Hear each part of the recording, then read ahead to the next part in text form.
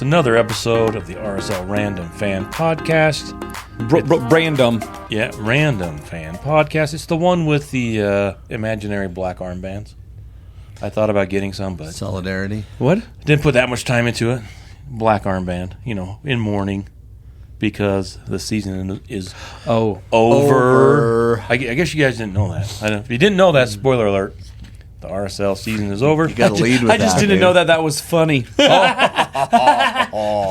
All right, I'm your host, Brandt Goebel, joined by Tyler Thomas and Brennan Goebel. And we are so happy to be here. We thought we'd be talking about celebrating another game. wins, but we're not. We're not. Alas, we are no longer. So, how do you adjust when the season is over? It always feels like it is so abrupt, doesn't it? Yeah. Well, the last couple of years it has been very abrupt. I mean, we've gone out on penalties, right? The last 3 seasons. The year before that, we lost in Portland on, Aaron Herrera's red card? Yeah, or no, red Rubio card. Rubin's. No, Aaron that was Austin. That was Austin, yeah. Yeah. So the last 4 seasons, do you want to start there? Yeah. Yeah, let's kind of go back in time. Let's go back in time. 2021, Pablo took over middle of the season, right? Yep. Had a nice run. It was a pretty off and on season if you pull it up. Win, loss, kind of draw thrown in there. I don't 1 or 2 a couple of times with back-to-back wins, but they end up making it through, surprisingly. I think it was on the last day they made it into the playoffs. We beat Seattle and Sporting KC, which is always fun, with the miracle. With the no shots on goal, and then we ended up in Portland. Yep. And that's the Aaron Herrera. he had assist. a tap in. He had a tap in, and then he had a. It wasn't an own goal, but it might as well have been. Couple of assists to Portland, and we ended up losing 2-0. And Portland went on to lose, thankfully, the MLS Cup at home. Then the next season, I think a little better. We ended up with, 47 points. Well, 48 points in 21-22, 48 points, but a little better Marginally season. better. Yeah, but I think we're starting to see a trend. This is kind of what I noticed. Last 1, 2, 3, 4, 5, 6, 7 games, 3 losses, 2 draws. Last 6 games and a win. So we kind of petered out through the end of 2022. We look at 2023, very similar. This was the one where the season, I think, where we were a game away, a win away from in July of maybe hitting the top spot in the West. And then the last 10 games, 2, 4, 5 losses, 4 wins, and a draw. Kind of. And then the first round out of the playoffs against Houston. And that was, I think Brian Vera had a little bit to do, had some fun to do in that. Yeah, the series. old headlock. Oh, I think that was. That was the headlock, and then Yeah. also the guy who doesn't play for us went to Seattle. He missed the penalty, right? Yep. Oh, and in 2022 was out against Austin FC in the playoff infamous handball on Rubio Rubin. Hustling back, but gets the handball. red card. We ended up drawing. Red and we card, and then he shot it, and remember our defensive mid had his chicken wing out. Yeah, that was so unfortunate. And we ended up Barely in the box. losing in PKs. 22 PKs, 23 PKs, and 24. A little better finish, although we had through July and August at a 9-game run where we kind of, the wheels came off. I know everybody remembers all that stuff that was going on with Chicho and the Leagues Cup thrown in there as well. Well, let's we did sit in turn that for a around. sec. Okay, go Let's ahead. sit in that for a sec, because I've seen a lot of theories pop up about that. Someone said the league is conspiring against Real Salt Lake. So you got to get your theories out there. They may not all hold weight, and we don't report. Okay, we're just reporting this. We're not. Okay, we're giving it airtime, but We're starting a rumor. we're not No? starting a war, though, right? We're just perpetuating a rumor. It could happen. Could be true. It could hold some weight, but basically they said MLS conspiracy theorists do not want Salt Lake to win, and it's part of what Chicho did around Copa America. I mean, the fact that he got a 4-game suspension and the team was just like, okay, cool, and nobody said anything, and it's been so tight-lipped. Maybe only like 2 people know what happened, but the league knows, and Real Salt Lake knows, and we didn't fight it. Yeah. So we thought it was going to be like a heavier sentence kind of thing. Yeah, and so the theory goes, the MLS came down so hard on Chicho, kicked him off the All-Star game, didn't let him compete for captaincy didn't even let him go, and now they're just, everything is, nothing's a foul on Chicho anymore. Refs give him no cred. He gets nothing, and so he's just beat down. He's just, behind the 8 ball, so to speak. Chicho's he's been sad. blackballed, and now he's sad. Well, get up, Chicho, and kick the ball in the net. Well, at least he made his penalty. Take that, MLS. Or whoever is conspiring against Chicho, if there is anyone. Well, so if we kind of sum all these end of season jitters that we get, it does feel after watching, when games get more serious, that our tactics doesn't seem to be embodied on the field very well. It always felt like we were having to change what we were doing during the season and come up with something brand new because, dropping into a back 5 was really popular with Pablo, being defensive-minded, trying to park the bus against Austin. That didn't work out. We ended up having too many defensive players trying to do penalties. And then just like this last game, we went with like a brand new formation. We threw in Chang and ran 3 people in the back. Well, it was really like 2. And it seems like we don't have the full trust or a full identity going into heavy set games. Yeah. When Chang came on, what were your thoughts? I thought it was, honestly, I expected it. I was wanting Lachlan. I don't know what's going on with that guy. Right. But it was fresh legs because if you're watching the game, you could tell that. You could tell Mark Zook didn't make the last run. Yeah. Yeah, they were exhausted. Both teams. Yeah. Both teams were exhausted. So I didn't mind Michael Chang coming in. I do mind him being on side because if he was, we wouldn't be talking about the end of the season right now. But overall, it was kind of all that we could do. Well, and it wasn't even one of those offsides where Julio's trying to time it and get behind the back line. You know what I mean? Mm-mm. I'm okay with that, pushing that offside. But the offside where you just didn't run back and everybody else on the other team did. And you're the last person. Everyone is in front of you. You can see down the line. You're the widest guy. All you got to do is look. Well, he was looking at the guy at the ball. He was totally looking at it. You're ball watching. But there was a defender right in front. Come on. I know, but we're also talking as though we've been in the same situation, right? Like, I will always be offside or onside because... I was just going to say. You're in the biggest game of the entire year, and we're going to be critical of Michael Chang being 2 steps off? Like, well, it was a theme of the game. Like, that's the theme of the game. We were 1 step off 15 times.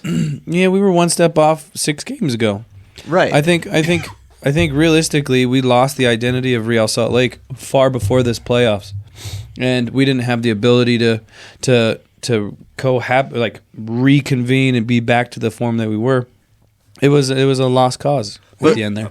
Go back to the goal though. Didn't that give you hope when Anelli streaked through the middle and you're like, an outside back that's getting in the box? Oh, I'm so happy. But I started crying and all my dreams were coming true and I was like, we're going to Disneyland, Mom. You bring up a brilliant point.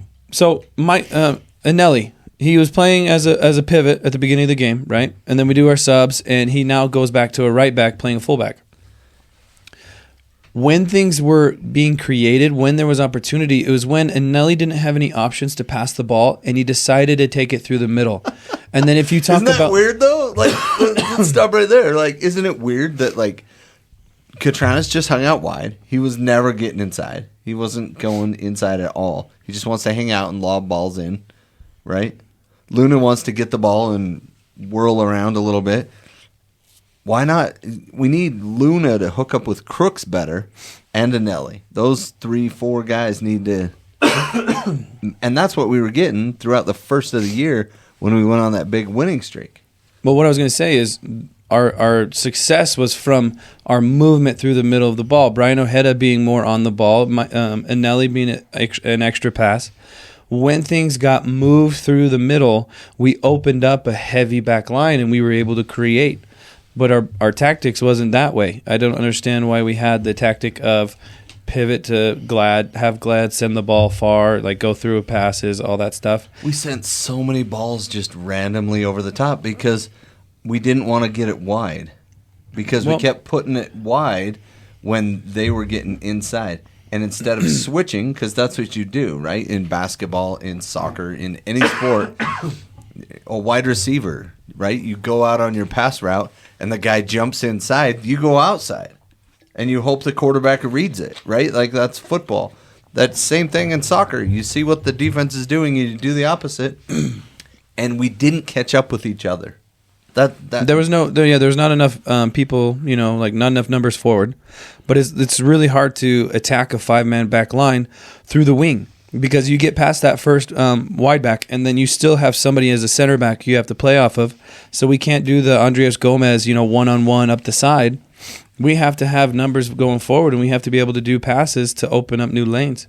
And I thought that, our only success was through the middle, and it makes sense because when we move through the middle with our pivots, those guys up front, we have 3 options moving forward, and we're only having to deal with the middle 3. Well, and when Julio was in there, he was in those channels, and we were getting the balls into him. We were having some success, at least potential chances. I mean, to their credit, we made time and went to both practices before the game. I'm going to be coughing the whole episode, so I apologize. No worries. We did go to both practices and watch them, and it looked like they were working on options to get behind the back line. Right? Yes. Mm-hmm. So to their credit, they were trying to make some changes, and then also in the second half, when they made subs, that it looked like they made a committed effort to attack and change the way they were trying to break them down. So don't have any issues with the tactics necessarily, but you have to remember these two teams are Minnesota and Real Salt Lake. Basically played 6 straight games to ties. And the only thing that separated them were penalty kicks the last 2 games. Right, but this is the same thing we said last year with Houston. So where is if we want to do a big question, where is the disconnect? RSL, this season is a little different. Red cards. We need to make the other team red card us. Yeah, we need to Spit be playing. at the ref, something like that. Yeah, so if we could trade Vera to somewhere and get him to get some red cards. Looks like he'd fit right in at Houston. Good old Ache with the Vera. But I think this year is a little different. The ending is very much the same, but a little different because of the transfer window and Andres Gomez coming into form and then wanting to be somewhere else and ending up somewhere else. The issues with the injury. Remember, that's a massive head injury to Chicho. Yeah. That really sidelined him. And then the suspension. And it was just a 9 games section of the season where it was pretty awful. But the last 6 games, they seem to be turning it around. 3 wins, 3 draws. They didn't have a loss going into the playoffs for 6 games. And it looked like they were teetering on. They were one good PK shootout away from tipping the balance and maybe finding some momentum and moving forward. Well, and you go back to 2009 when we won the championship, and those guys were pretty darn good at penalty kicks, right? I think we missed 1 or 2 the whole time. And we won, I think, 3 games on our run through penalty kicks, right? We beat Chicago. We won the final on penalty kicks, right? And then there was one more besides that. So. Was it Columbus? Oh, yeah. Might have been Columbus. So we went through. We beat Columbus in the first round, yeah. So sadly, there's a theme, other than the first year in 21 with Pablo, where kind of flipped it on its head, where we went on the run, the Cinderella run. But the last 3 seasons, out in the first round with somewhat similar, different circumstances, but similar endings to seasons. What does RSL need to do to change that going into next season, which we'll be talking about for a long time, till February, when the season starts with the Champions Cup. CONCACAF Champions Cup, which starts the first week of February. We got to be proud of that. Yeah, we got to be that so is- proud of that. Yeah. Well, Definitely. We had a great season, right? Well, yeah, I think if you're going to sit there and say that this is not a success, I think you're in the wrong business. This is by far the most improved season we've ever seen. I mean, since what, 2013? I would say. Yeah, I think it's 2011 is the last time we made the CONCACAF. Yeah, and Well, But 2016. 13 was really good. Oh, and 16? we got to say thank you to the owners, because I mean, the owners coming in and making a splash this year is really huge. I've never seen anybody like a Utah team spend this much money is insane due to the past that we've never really spent money, and also seeing that these players are translating to actual success with a couple hiccups. I mean, I want to talk about Diogo for sure, because I feel like he's not living up to his pay cut. But this season is something to look forward to for next. Like, this is when it's kind of like Arsenal. You know what I mean? Like, you're ready for next season, because you're just like, we did so well this season.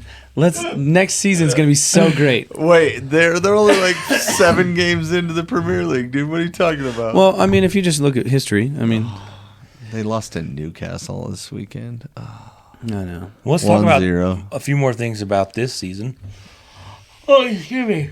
59 points. And I'm really surprised that 59 points. 59 points. I'm really surprised that RSL has never ended a season over 60 points.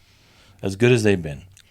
I mean, and it was harder in the earlier part of the year, early seasons, because they only played 30 games, not 34. So, And goal differential. I mean, that is not lost on me. It's the highest goal differential we ever had as well. 17 on the plus side ever. Well, it's our highest.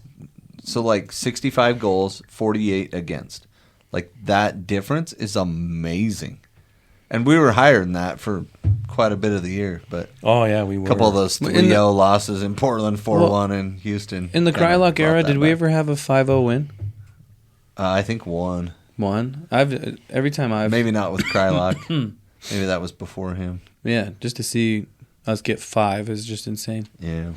So overall, in the big picture, big scheme of things, fantastic season. If you look at the commitment to spending money and bringing in players, the commitment to improving and selling on players.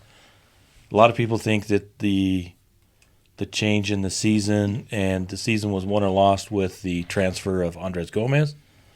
I don't know. No. I would much prefer the money.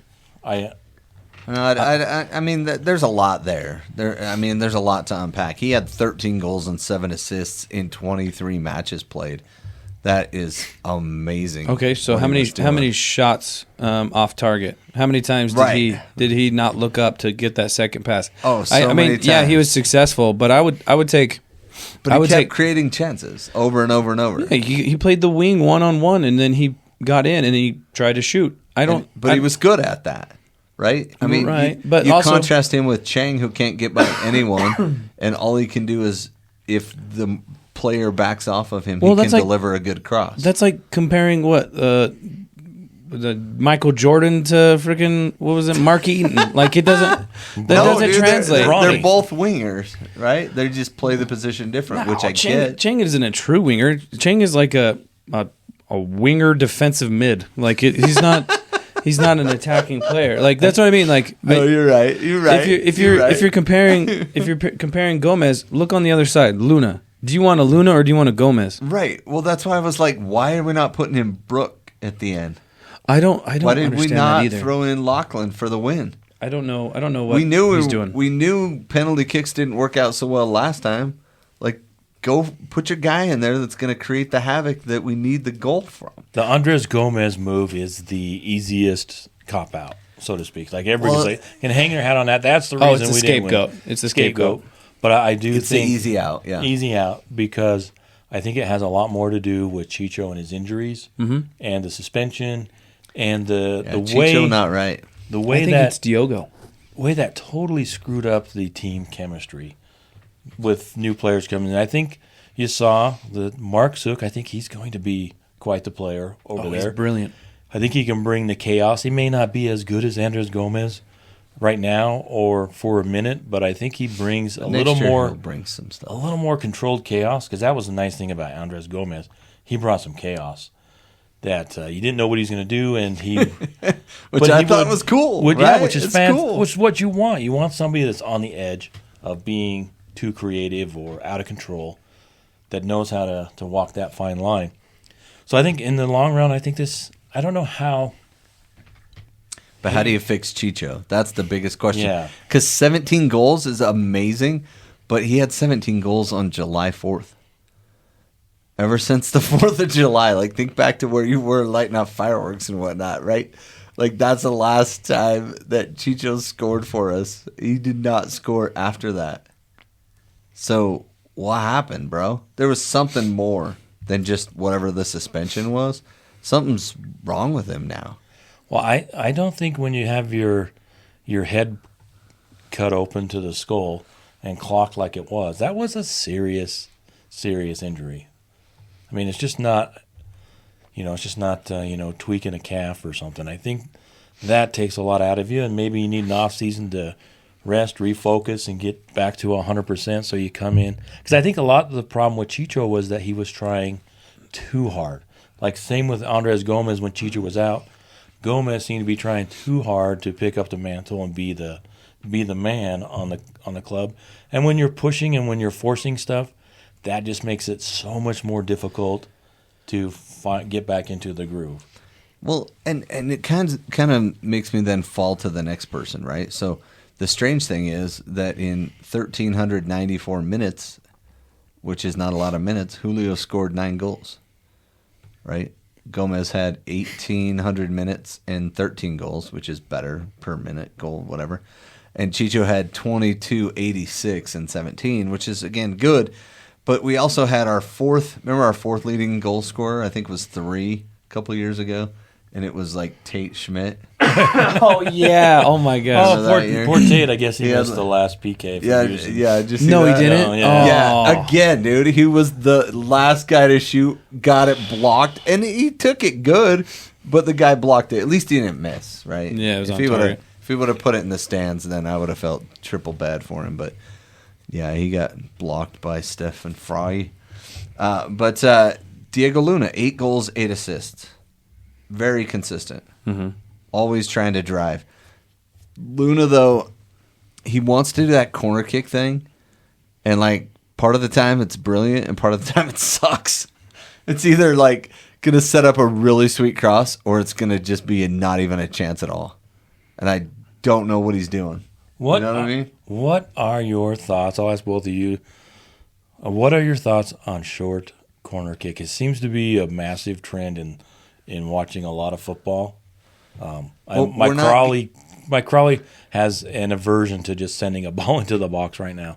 Tons and tons of short corner possession, short corner, trying to schoolyard it. What are your thoughts on the short crosses? I don't know. I think you need to have both. You can't just have one or the other, but you got to know when to use it, right? You got to look up and see Vera's standing up wide open, and then you go short corner and knock it over to him like we did. Should we talk about that play now? Yeah, let's talk about that play. Because we cross it. It was, I think, 3 touches. Somebody else touched it in between. And then it slides over to Vera, who just smashes it into the goal. And I was so happy, so happy. I was drinking my soda, rubbing my bald head, and I was like, this is the day I've been waiting for so long. And then they called it back. Thoughts on why they called it back? I thought it was... I'm kind of fine with it coming back, and I'm kind of not. It's a 50-50. It depends on... Goes back to the conspiracy theories, right? Does that get called on Miami? No. Miami gets to keep that goal, right? LAFC gets to keep that goal. Because it wasn't called on the field, so it has to be clear and obvious. I almost said irrefutable, but that's not the right verbiage. Clear and obvious. And I don't know that Dane St. Clair would have seen it either way. I don't think it would have mattered. But you know what I mean? There has to be a point where it just doesn't matter. Yeah, they were so far up, but there also is the other side of the coin where the commentators, Max and Dunny, kept talking about how Minnesota was on. They were always pushing forward. They were quick to push their lines forward and push RSL offside, and RSL would just kind of let it happen. If they're a little more proactive and stay onside, then it's if Crooks is onside, it's a goal. The reason it Crooks? You think it's Crooks or you think it's Julio? Either one. If they're onside, it's a goal because they were offside and they were in the way. Right. Even though it was, 12 yards out there. That's what I'm saying. Like there comes a point where it just didn't have anything to do with it. It didn't hit either one of them. Didn't matter if they could see him or not. It doesn't matter if he's standing right in the way. Somebody else was standing right in the way too on the other team. So what? Right? Like, you can't definitively say for sure those guys if totally affected the play. I just don't think it's clear and obvious that it was that big of a deal. I think that goal should have stood. What about you, Brennan? But I also did that earlier in the year when our boy... To be fair. To be fair, I hate that rule. And our boy smashed it. Pablo Ruiz smashed in that goal earlier in the season, and they called it back too, and I was pissed at that. So, at least I'm consistent, right? What did you think, Brennan? I felt like when I was watching it live, I had a feeling that it was going to get called up to VAR. The view that made it to where I thought that we should have held it was the top view, where the ball wasn't even going over Crooks. I think that the ball is not going over Crooks. He's bending down for no reason. You could argue he was bending down so the keeper could see. You could argue that. You could argue that because Crooks is reacting to the ball, the goalie is hesitating, and he's playing off of the fact that he essentially can't see. But if you looked it through his line of sight, he can see the ball. He can see it leave. He just doesn't know if it's going to touch Crooks or not. And I don't really think that is a valid way to call it back. I think it should be a goal. I think that top view should say, okay, the fact that it's not going anywhere near Crooks and that the goalie is looking off of Crooks, I don't think that's fair. I think the goalie should be playing the ball, and if it goes off Crooks, it's offside. Right, agreed. But I think they went with St. Clair. And I'm not a huge fan of VAR in any league at the moment. I thought VAR was going to be a great option, but it's still just another guy sitting in a chair giving his opinion, and I don't like that. And I definitely don't like Ted Unkel. So he sucks as a fourth official. I hate you, dude. I don't know what he was saying to Pablo. Oh, dude, but Pablo valid. was losing it, dude. You don't even need to know what he says. You just know you don't want to talk to him. Yeah, you just know that what he's saying is dumb. It's Pablo's losing his mind. Yeah, and I thought Tori Penso is. She changed. One of our favorite refs. Used to be. And the last couple of performances with RSL, they've not been bad, but they haven't been great. Yeah, does she have like a nephew or something that loves the other team or just doesn't like RSL? Because I feel like there's nepotism going on. Because it was like she was just this quality, straight, neutral, called it how she saw it. She maintained the quality of play. But even the last game she ref for us, it was like she didn't want to give us the fair shot. Right. It was strange, huh? Yeah. Same thing in this game. We scored 3 goals. And if we had been a little more on the ball, then we walk out of there. VAR took one back. The other sideline took one back. And to be fair to her, she just called Chang offside when he was. Yeah, that's fair. And so if Chang just stays onside, and I think maybe that's the last game he plays for us. I think his contract we saw a pattern with every player on that field, and we saw the pattern last year, and we saw the pattern before that. There is something missing with the coaching or the belief in the players. Seeing that the tactics are being changed throughout the playoffs makes me think that these players are sensing the doubt or the belief in what they are capable of. because that type of energy that we had in this last game, you would have never saw that in the first 12 games. I think I got it figured out. Oh, well, good. Ready? We've been working on this Well, all then we're season. done talking. You just do your thing. Yeah, let us know. Go ahead. It's done. No, I just over. wanted to provide is. some insight. I wasn't saying the end all be all. This is our new segment. Here's the thing. Tyler's figured it out. Messi walks so much. He just kind of hobbles along, but he just does it in a way that, is amazing. And he's messy. And he can get away with half running / jogging / just he takes such perfect touches on the ball, and every pass and touch is so precise, and everyone wants to be like Messi. But the other teams, Vancouver, Minnesota, and a couple of other teams, they just run their heads off, right? They just run and run and run and run. And you can beat that, but it takes a lot of effort to beat that, right? Just like we talked about. We've talked about this all the time. Because a lot of teams come here, and they're playing at altitude, so they play their hustle team versus their skill team. And they pack it in, and that Minnesota was packing it in at home, dude. And Dunny was sitting there going, no, this Minnesota team isn't just parking the bus. Yes, they are, Dunny. Don't be giving me that crap. Not appreciate that, Mr. Dunsa. Not like that at all. But what I'm saying is, What a good guy, by the way. we're trying We love Dunny. to meld those two, right? We're trying to meld the be in a good position, be in a good spot, just jog to get there, conserve energy so when the right ball comes, you're precise and you can finish, you can do what you need to do in that moment with hustle, and get in the way and cover every angle and cut off the ball and jump to the next pass and, all that. So we're kind of in two worlds at RSL, and Vancouver's not in two worlds. Minnesota's not in two worlds. New York, Red Bull's not in two worlds. They just hustle. And those are very contrasting styles. Well, I think hustle needs to be a given. It shouldn't be something to dwell on. Because I feel like if we're a team and we're just focusing on the hustle, we've lost the plot. Yeah, that's what Aaron Herrera said when he left a couple of years ago. Yeah. Right before that, he was like, at some point you got to be beyond X-Dog. Yeah, like you can't just be a dog. It needs to be. Well, when you think about this, like if we do the playoffs against any Premier League game, are we really running the same as any Prem player? No, we're not. Like, and also we talk about like not having that much time between games to recover and all that.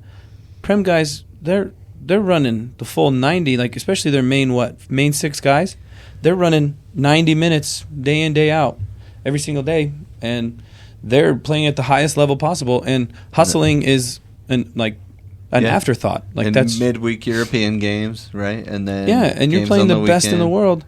And it's like, why is it that we are still talking about hustle? We're still talking about, resting legs and all that. It's like, okay, we're a professional team. That comes with the contract. Well, there is a thought process. You can overplay your players. And Major League Soccer is a little different than these other factors that factor in that the Premier League, that none of these other leagues have to factor into their play. Travel is the biggest. Travel. So big. That's true. In England, they're always at home. The farthest away game for any Premier League team is as close as as far as the nearest MLS opponent for Real Salt Lake. Our closest opponent is Colorado, and it's an 8-hour drive for us. And that's a good point. I didn't think of that. And I rescind my comment. And altitude, and time zones, and weather, north, south. I mean, imagine a Premier League team coming in and playing Houston in July, and then flying up east and playing New York City. I wonder how many Premier League teams could beat and then Houston Vancouver on the coast in July. Right? Like, are you kidding me? Like that's nuts. Yeah. So there are other factors, but there are. One of the things that I focus on, because I'm not a player, never played, I can't say that. Rouse a boy. Well, we played in the pasture and kicked it around, and the ball had like the little strings on it, the original Baseball? soccer balls.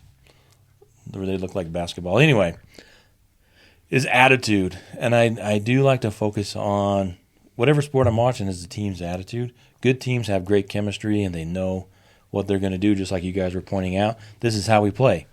I always go back to the New England Patriots. For 20 years, they had a system, and you knew exactly what they were going to do. Everybody on the team knew how the Patriots were going to play. It helped you had Tom Brady, too. I was going to say, like, their plans didn't change because they had Tom Brady. So it helped. Yeah, but they rotated all the other people. Like, Yeah. the receivers, the backs, everybody else had to rotate to be The greatest. working with Tom, right? You know what I mean? So for Real Salt Lake, what I see, one of the things I see, I think, not calling for Pablo. I don't think he's on the hot seat at all. Mm-mm. He's not going anywhere. He got the team to the most points, got him into the CONCACAF Champions Cup.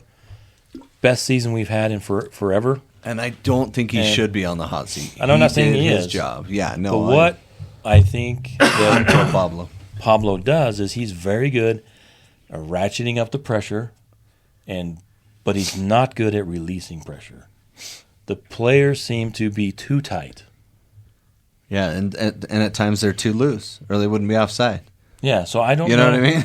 So I don't know what... But is that the coach, or is that just that player? Well, I think the coach has some responsibility because they build the team culture, the team chemistry that says, hey, you know what, this is what we're going to do. We're going to be push up, be onside, but also you can see it in the penalty kicks too, where one team, Minnesota, looked incredibly confident in both of them. And on our side, we had players that didn't seem as confident. Maybe that's just projection because, they sent the ball high, but... No, remember, we've gone over penalty kicks like 3 or 4 times. There's so much psychology in the penalty kicks, and I love talking about it because it's huge. That's much pressure. But it's basically 3 things. There's the speed at which you run up to the ball, or don't, jog up and slant and whatever else you do. There's the kick of the ball, the placement, right, where it goes inside the post, hopefully. And then third is how hard you kick it, right? And with a diving goalie, there were very few change-ups, right? I mean, some people call it a panenka, where you just chip it down the middle. You don't have to chip it down the middle. You can just change up the speed of your kick, But Real Salt Lake, if you go back and watch all of them, Chicho's the only one that varied any of those 3 factors, and he scored. Because he does that thing where he slowly runs up, and then he watches what the goalie's doing, and then he just kicks it in. It wasn't a great penalty, but it went where the keeper couldn't get it. And all the other 3 just ran up and kicked it. Like, that's easier to block. It just is. Luna's was a very nice penalty kick. Luna's was, on the last game, a great save by St. Clair. Oh, yeah, in the first game. No, it was in the second game. That was the second one. Oh, the first game he missed. He hit the post. Well, I thought in the second game, St. Clair got his fingertips. And then it hit the post? And then hit the post and went off. out. Okay. But in the first game, Luna missed. Right? Yeah. No, I think he made it in the first. Click that little button there. We'll find out. Right there. Yep, that one. Didn't we have that up? We had that up. Yeah, so Glad skied his, and then Ojeda missed. Luna didn't take it because he was subbed out. That's right. In the first game. Yeah, you're right. There we go. Yep, so it was Glad that shot it into the stands, and then Ojeda hit the post. Yeah. Yeah. Julio, Anelli, Diogo, and Arango. Arango and Diogo's were very nice penalties. Julio's was good. Anelli's was solid. Boxall got blocked. They had better penalty kicks in the first game, but it's minus the Ojeda. And, Zach McMath did what he had to do, man. Head. Like, if we're going to give an MVP of the playoffs, it's Zach, right? I mean, we all agree that, or Emeka. There's no one else even close that played well enough to even deserve mention besides those two. So you're giving away an orange slice. Is this the orange slice section of the podcast? I have to give it to Crooks. Okay. Even this last game, they showed his heat map. I mean, he was putting in miles. He was putting in very unselfish runs that were setting up great opportunities.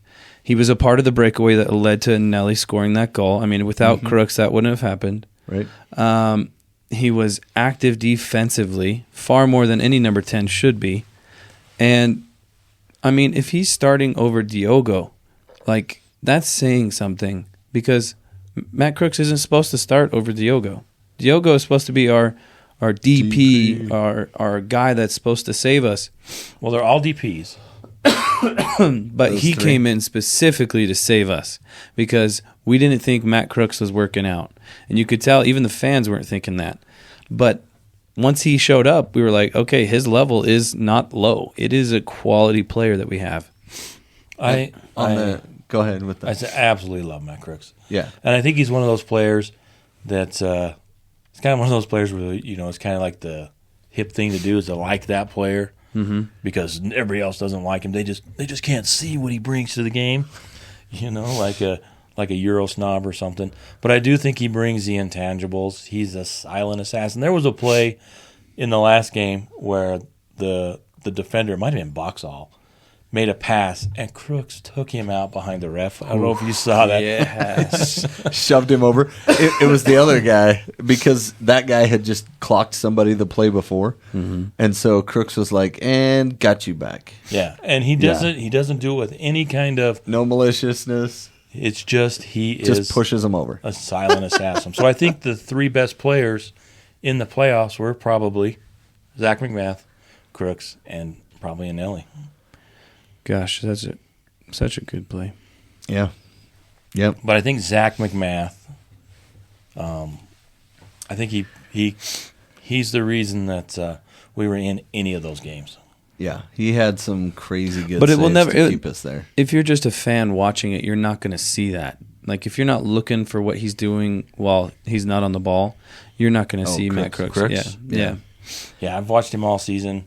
Oh, we know. And I mean, yeah, I know. Oh my gosh, you should have seen this guy at practice. Like, I've never seen a grown man. Like, I could have sworn. Oh, dude. Hearts. Hey, Crooks, see him over here. You know, like when you watch like a Taylor Swift fan see Taylor Swift for the first time, it was like that, and you could tell he wouldn't take my bracelet. He was getting so warm inside. He was like, "Oh man, Matt Crooks is right there. He's so tall. Why is he so tall? Look how cute he is when he's tall." No, he doesn't even sweat. No, it's all he's so fit. It's all inside. It's all inside because I don't ask for autographs or anything like that. I'm not that. Yeah, you're a closet guy. I am. We know. Yeah. So, but I think it's interesting because if we're going back to that, I kind of wanted to talk about the age of the squad while we got a sec because, you know, it's interesting. We kind of talk about the way Garth always tries to set things up, right? And he's in Atlanta now. And Atlanta beat Messi last week. Did you see that end of that one?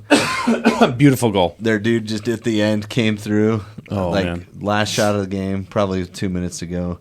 Yeah. And then they scored and it was off his left foot, right?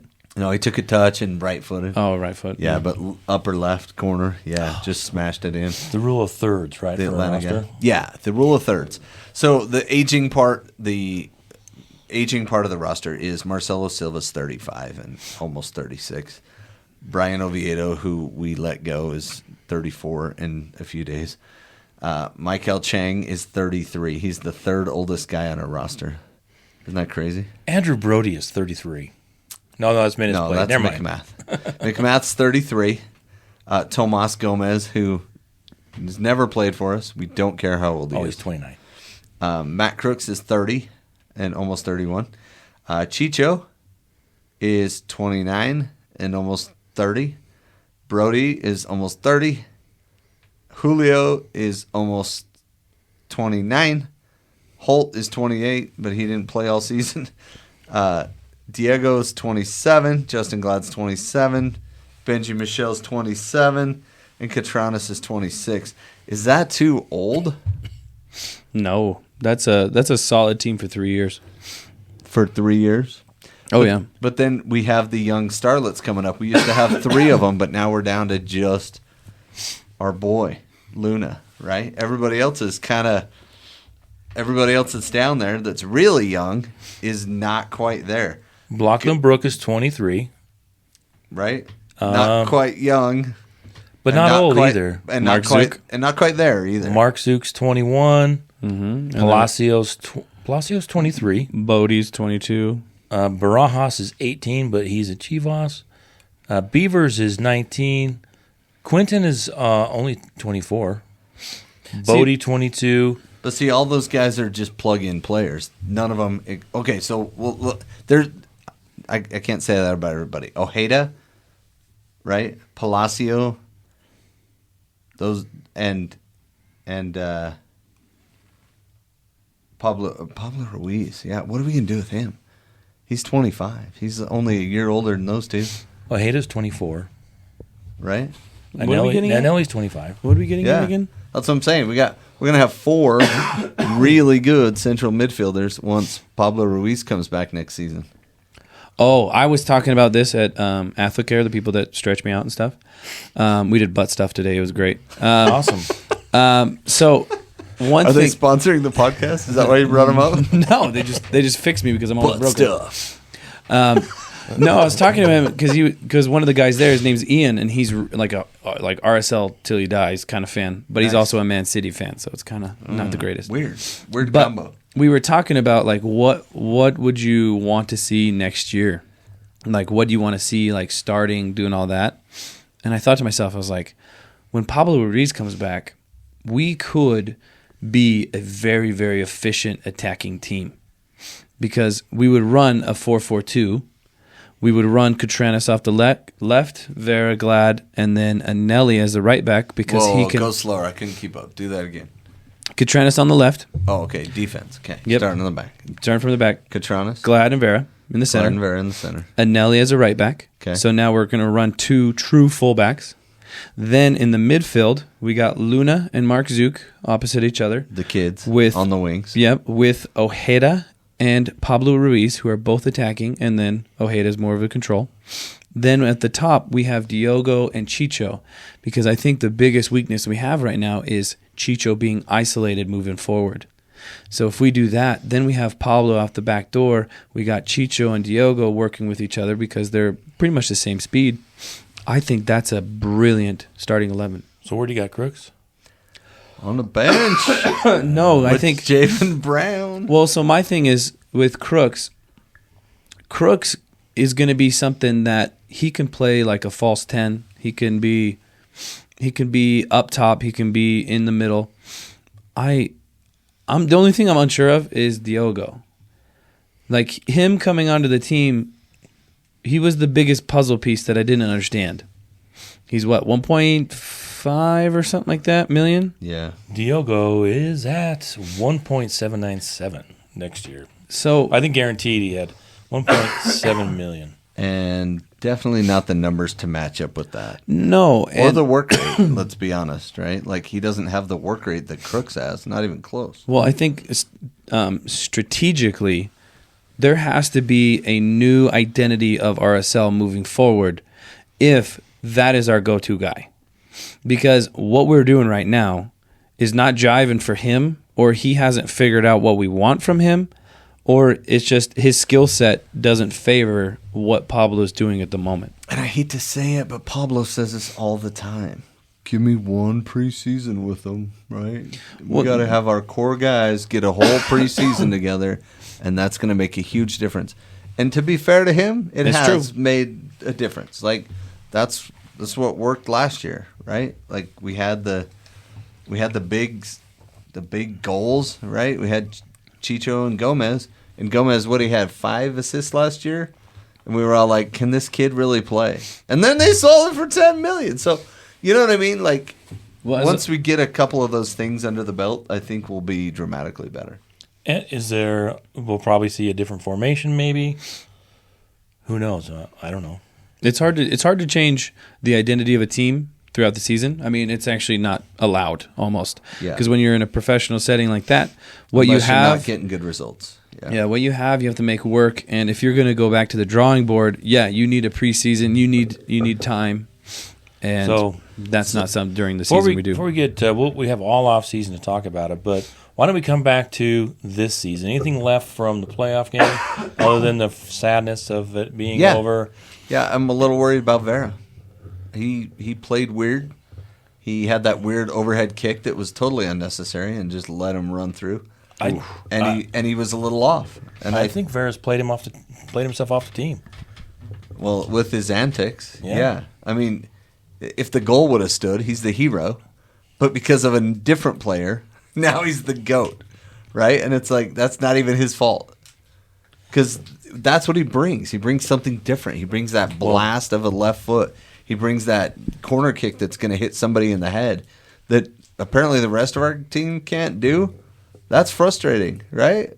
Yeah, I think that I've probably been the one that's harped on it the most about our back line. Went back and listened to some of the stuff we talked about before the season. That was one of the things I brought up. I was concerned about our back line, and the back line has been our weakness the entire time. But we only gave up 48 goals. Yeah, but it wasn't. Yeah. But halfway through the season, it looked like we were going to be devastatingly awesome on defense. Yeah, and I think... and we didn't pull a straight Colorado, right? And just flame out. And just die out. But to be fair, they lost their three best players. Bombito went overseas, just like we lost our guy, right? Gomez. And then they lost Cole Bassett, who was their heart and soul, their injury. Yeah, injury. And then Mihailovic was nursing an injury, one of those half injuries that sticks. There's with a lot of Colorado chance tanked even worse than we did. So yeah, there's a lot of chance and just circumstances, especially with injuries, that can really make us change the direction of a season. But I think for our back line, if we go into next season and we don't have, and we have Glad and Vera, I think we have made a mistake. Whoa. I really said that, but I don't know. Oh, I would love to counter that. Finish your statement. I think that Glad and Vera are both fine center backs, but if they are your number one, if either one of those guys is your number one center back, you are not going to have a great back combo. I think they're serviceable. I think they're fine professionals, but I think if you're trying to have a stellar elite back line, you need to have a player that is better than either one of those. And Glad and Vera should be the number two, not number one. So for me, like, before we even go there, we got to get rid of Marcelo Silva. He might be great at practice, but he is 35 and almost 36 years old. His contract is up this year, I'm pretty sure. And so he might join the coaching staff or come onto the Chase Monarchs. Money or something like that. Yeah. Or kind of like a Demir did. Pull a Demir, right? And go sign for the Whitecaps. But he needs to not be our backup that can't come into the game. And Eric Holt, I don't think Eric Holt's going to be around. He might not, and he has come so close. But he's 28, and he's never. What's he had? One full season, and he played himself out of it. 2020. Yeah, it was like 4 years ago. Yeah. I don't think we're talking out of turn. I think he struggled with injury this year, and then in his rehab, he may have re-injured himself again. So, but what I'm saying is, Javane Brown as a center back actually did a decent job for a fifth string center back. Oh man, so fourth or fifth, right? Depending on how you tell count. me this. So this season, Glad and Vera, did you prefer that over previous season, which was Silva and Glad? Yes, a little. Okay, so during that season of Silva and Glad, I'm pretty sure we have you guys saying that this is a solid center back pairing. And what I don't understand is, I think, this is what I'm going to say. Vera complements Glad. Glad complements Vera. That is very hard to do in finding a center back pairing. Agreed. A true left-footed left center back. Yep. With a very quick right center back. I think that's a brilliant dynamic. Long ball shooting opportunities from Vera, and then fully defensive-minded Glad. That's brilliant. Don't change that. And good in the air, right? Good in the air. Glad usually gets a couple goals a year, right? No. Just by getting after it. And I think there's too much sentimentality with Justin Glad. I also think that what is it he's doing that is making it feel like you don't believe in him? I think that Vera and Glad have peaked. I think they're as good as they're ever going to be. What? And to be fair, Glad had no goals this year. I think they are as good as they're ever going to be, and I think there is just, love them, but I think let's take all of the sentimentality out of it, right? If it's just black and white, I think that the center back pairing could be improved. I think, obviously the whole team could be improved. I mean, you know, but I think as where a weakness is, it's the center backs and that right back. I think we have Catranis, who has proven that he is a more than serviceable, is a very good for what they're trying to do, left back. Mm-hmm. But he's still kind of one-dimensional. He's maybe that's what they ask him to do, though. Semi-dimensional. You know what I mean? So, like we were talking about how Anelli got forward and kept running in the channels, but then he'd run outside, and you know what I mean. You got to mix it up. That's part of what we talked about all year. And I think Anelli, if we want to just jump around, Anelli is better in the midfield than he is a right back. We need someone, and here's the other thing. Maybe, but I like that sub. You like that sub where we bring in an additional center mid, and he plays that right back, but kind of center. A true fullback. That's fine, but I don't. Well, you say true fullback. What do you mean? So it's like a Catranis. Well, Catranis is a little bit different. He's a wingback. Yeah, he's a wingback. But no, a true fullback is somebody who's... So define that for people. So that's somebody who is going to run the full length of the pitch pretty much. He's going to be attacking, and he's also going to be defensive. He's going to set up a lot of balls, sending it into the box. He's going to be putting in the most miles, and he needs to be comfortable on the ball. We put in Quinton. Quinton did okay, but he wasn't super comfortable on the ball. We put in Javion Brown. He's slightly comfortable on the ball. Doesn't really have good accuracy with his long ball. I think Anelli running in a true fullback fashion is something we want. Yep. I think that Anelli isn't quick enough. For what? At right back. At right back? Yeah. Oh no, he has Glad. I don't think he's quick enough. I think if you're going to keep Vera and Glad, and I don't think that they will. I'd be surprised if they do come back. Mm-hmm. I'd be surprised if one or the other of them doesn't come back. I wouldn't be surprised if one of the others come back. Why do you have them under the microscope, though? Yeah. Just asking. I think because they've struggled. Glad had a giveaway. Glad's had some really bad giveaways. Yeah. That you don't expect for your center back. I mean, right. you Boxall did too. But Justin Glad has had the last 2 seasons has had some really game-changing giveaways, more last year than this year. But I think if you wanted to keep those 2, I think if we went out and got a stellar right back, then that fixes a lot of the problems along the back line. And having a really good quality right back makes the would be able to hide some of the negatives that you see with Vera and Glad, because they won't have to. Maybe they're worrying too much about Brody and Bodie and just not having a top level MLS quality right back over there. Well, and I think Bodie can be that guy. I always have thought that, but I don't think everyone thinks that. I think he has the cross. He's got good game, and he's still young. So and he's cheap. He's not really well paid. Before we get too far, let's get back to the season. What are your thoughts on players during the season? And then maybe we can go through a list of where we are with salaries and stuff. Should we do a rating 1 through 10 or what? So, who are your... How about just MVP? Yeah, your MVP of the season for Real Salt Lake. Oh, easy. Brian Ojeda. Wait, that's what you said at the start of the season. You said he was going to be the MVP of the... Oh, I still think that. I think our success throughout the season is built around his consistency, game in every single time. Guy put in more miles than any other player on the team. He was able to hold up play, speed up play. I mean, he was kind of like a Kyle Beckerman, but with more flair. Top minute getter, too. I think your MVP was going to be Ruiz. Yeah, it was. I think your surprise player was. Oh, was it? That was yeah. Oh, yeah. Pablo Ruiz was going to be my guy. Sorry. And then his ACL. Yeah. So I had down Chicho Arango. I don't know if you've heard of that guy. Yeah. He's scored 17 goals and was pretty much the MVP. Well, the first half of the season. Yeah, I mean, you can say that, but it was so good in the first half that it just carried counts over for the whole year. It's like if we were like Miami random fan, we're like the MVP is going to be Messi. Messi. Yeah. What do you think? It's got to be Suarez. It's got to be Suarez. Yeah, like come on, man. Kremchi. Jordi Alba, Busquets. I don't know. Yeah. No, definitely the offensive MVP, but the runner MVP. I think you're right. Ojeda and Anelli just those pairing. That pairing was really our backbone. Yep. But Chicho's 17 goals ties an RSL record for most goals in a season, and he got it on July 4th and never actually broke it. We kept waiting for him to do it, and he never did, and that was sad.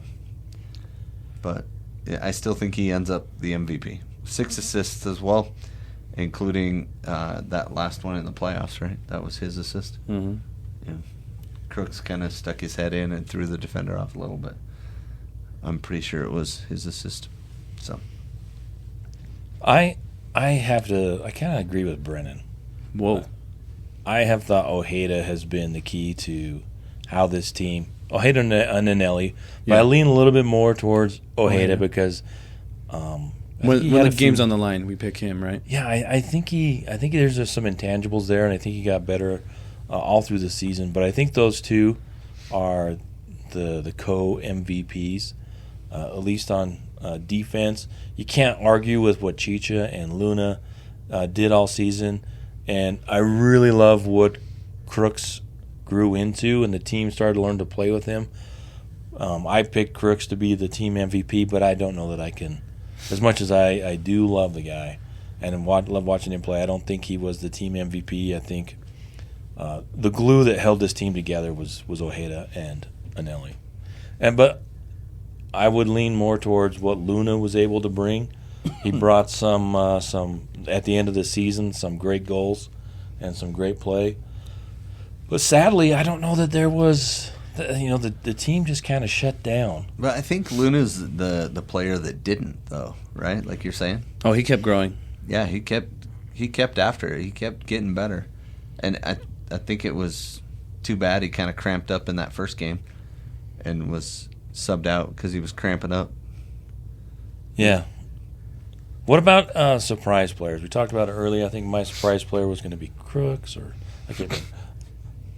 Any players that really kind of surprised you through the season? I thought Julio was going to fall apart and really not be that guy. I just thought, you know what, some other guys are going to come in. Maybe it's Benji Michel. Maybe it's some other guy we get off waivers that's just a better overall forward than him, and he's just going to fade away. And he, to his credit, he did not. He was the second leading scorer by the end of the season, if you don't count Gomez because he left. But he ended up third for the year with 9 goals. And to score 9 goals on Real Salt Lake is no small thing. That's a big thing. He could have got to 10, but he let somebody else take a couple of penalties down the stretch. And, for being the backup, he played really well in some really good stretches for us. 9 goals in 1,300 minutes. Which is not bad. Not bad for sure. What about you, Brent? Any surprises? I got a few. So some are positive, some are negative. We were going to do the positives, and then we'll see if anybody else has some negatives that were disappointing and surprising on the other way. Okay. Well, I guess they were all negative. No, I'm just kidding. My biggest surprise was Mark Zook. When he came on, didn't know anything about him, didn't really understand his game. These last few games, what really changed my mind about him, what was it? I think it was the first playoff game. The guy had passes. Like, he was good on the ball, he was physical, and he was getting mouthy with a lot of the left backs. And that shows me a sign of somebody who cares. And we weren't used to that. I really like his play on the ball. I like his where his head is at on the ball. And if we can figure out how to show off his passing, I think he's going to leave this club, giving us some money. So he's a good positive surprise for me. And I was going to go with Julio, but since you did, you already got that covered. Ha! I will say, was I going to go? Nelson Palacio. I thought Nelson Palacio played. He's not a starter, but I think he played himself into more minutes, and he was an option when RS looks like for offense. They would sub him in expecting some offense, and I like the way he played. Didn't he have a goal or two? What is it? One goal. He had wasn't that a pretty wicked goal? Oh yeah, No, yeah, that was like a 40 yards bullet. out. Yeah. Oh, yeah. So I was really surprised. I thought Nelson Palacio showed that he's a player that we want to keep or has a possibility to sell on. Yeah, no, he's a good player there. What about disappointments? I got two. Go ahead. First one is Oviedo. Yeah, we wanted to keep him. Yeah, I loved his cross. I liked that he had the experience, and you could tell because he was motivating guys in points where we would generally fall back on. Love having those veteran solid presence. veteran presence. Yeah, and it was during the game too, which is what we needed. The other one is Diogo. I had such high hopes for this guy coming on. I mean, he was with big teams. He's played Champions League. He was supposed to be something fantastic, but he looked like a lost player out there. And I expected him and Chicho to be, a flair together. They've played together before. Yeah. I thought they would be, working with each other. I'd see a lot of ticky-tack passes and then goals. But Shoots, cracks at goal. yeah, I think he only had, 2 goals? Is that right? Not very many, yeah, for It sure. was 2, I think. Yeah, 2 goals. Yeah. So I was assists. yeah, and I just wasn't what I wanting. Yeah, he wasn't very warm in the post game. Really? Yeah, but I think it's because I asked him a question in my Spanish, and I sound like a gringo when I speak Espanol because I put the wrong emphasis on the wrong syllable. He's And Portuguese. he's also Portuguese. And he's Portuguese, but he speaks Spanish too. Oh.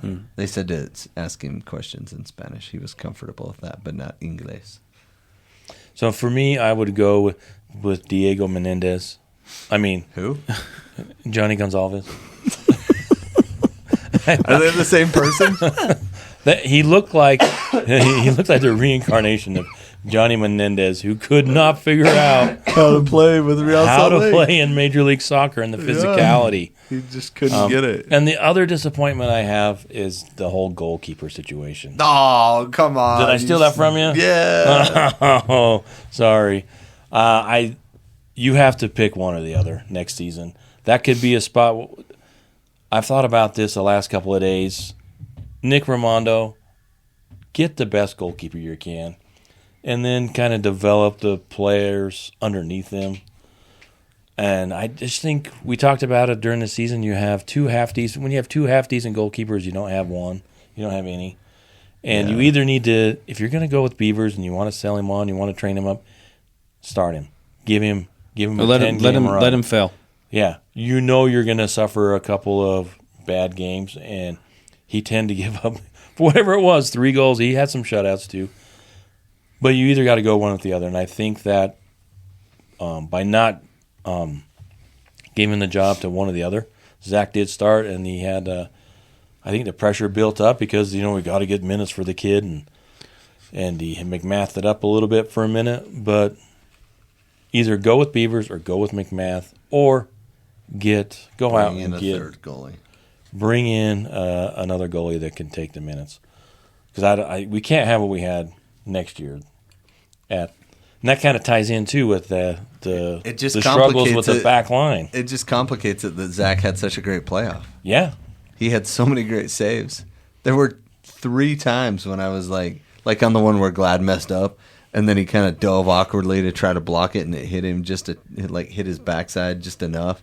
And then Zach dove like an extra yard outside the fingertips, and smacked it outside the post. And I was like, dude, he just owned Yeboah again. The guy cannot score on us. And then he celebrated right in our face when they scored.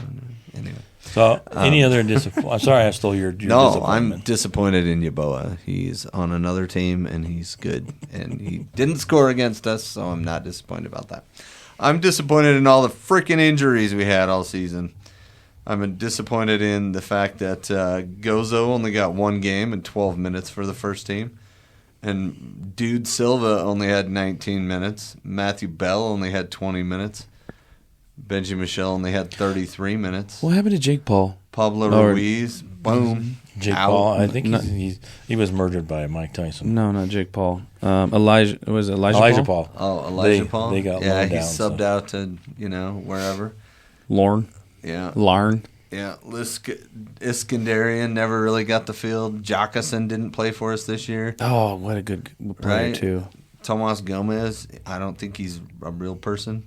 Noel Caliscani came in and played well in the last playoff game. I know, but I still don't really even understand why he's on our team. Like he's not bad, but he's not really good either. You know what I mean? And it's like I don't want to get excited about players like that. I think you guys both feel that way. You don't want to get excited that a guy can come in and just fill a role. Because we got Brody. He can do that. You know what I mean? Like Brody just does what he does. He had 1 assist, and I think it happened on accident this year. You know what I mean? Like in 2,100 minutes, he had 1 assist. Like he wasn't even doing his squirrel runs anymore. He just gave up on that whole part of his game. He's like, that's done. Do you think he's sticking around next year? I really like Andrew Brody as a person, but I think on this team he doesn't do enough to warrant. You think they would keep Hidalgo over Brody? Well, what's his salary? Let's see here. Yeah. 125 for Brody. Andrew Brody is $300,000. Yeah, and Hidalgo's 129. 129. So, yeah, you keep Hidalgo because he's younger too, right? I think he's better than him right now, but he got injured, right? So Bodie Hidalgo being injured sucked, right? Philip Quinton, his timing of his injury really sucked because he's starting to play well too. And sorry, kids at home, if I say the suck word. Back when I was growing up, that was not that bad of a word. Oh, yeah, it was. Is suck a bad word? It was when Brandt was growing up. Oh, yeah, you don't. But by the time I came around, it just sucked. That's why that Simpsons episode, this is how suckiest bunch of sucks whoever sucked. Anyway. Yeah, you got It players sucked like that Axel Kai never made the field. Yeah, I think there's Jude Wellings. There's a whole bunch of stuff going on with Axel. But Benji Michelle, that was one. He's making $200,000. No way. They picked him up, but we'll Didn't see. he only play like 2 or 3 games? Zach Farnsworth. We have all off season to break this all down, and we are going to get into that. Yeah, so that's my disappointment of the year. It's late. We got to go, guys. Yeah, injuries. We're going. We could talk RSL all the time. We do have a lot of good stuff coming up. We got a couple of interviews that lined up. We think you'll find an interesting. MLS pro referee has That's agreed right. to join the podcast. We will not tell you which one yet. And we also have a ref that not a ref, but a guy that's do we want to give too much away? Affiliated with a certain production. Yeah, an Emmy award winning sound design guy. So Did he win an Emmy for that? he's won 2. 2? Yeah, 2 years in a row. So keep your ears open and eyes open for that. He may be related to Ryan Reynolds. They may be friends. Who knows? We'll find out.